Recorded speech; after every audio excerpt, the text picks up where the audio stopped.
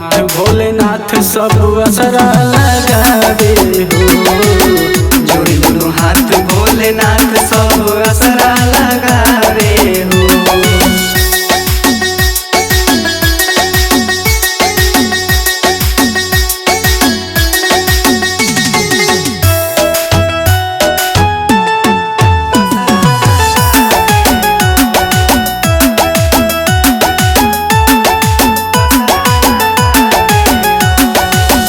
बाबा दुआरिया गंगा जल लेके जाई, फूल बेल पतई से उनके मनाई।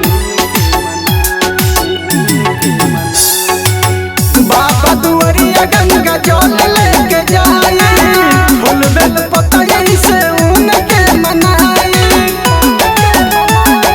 भंगिया के गोला सब ले आके भोला के चढ़ावे हो। जोड़ी दोनों हाथ भोलेनाथ सब असरा लगावे हो। जोड़ी दोनों हाथ भोलेनाथ सब असरा लगावे हो।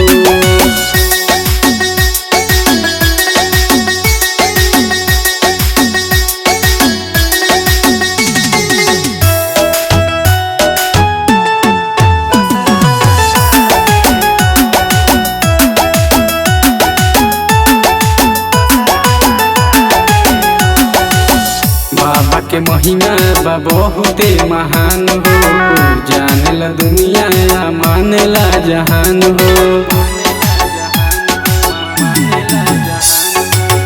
बाबा के महिमा बा बहुते महान हो, जानेला दुनिया मानेला जहान हो।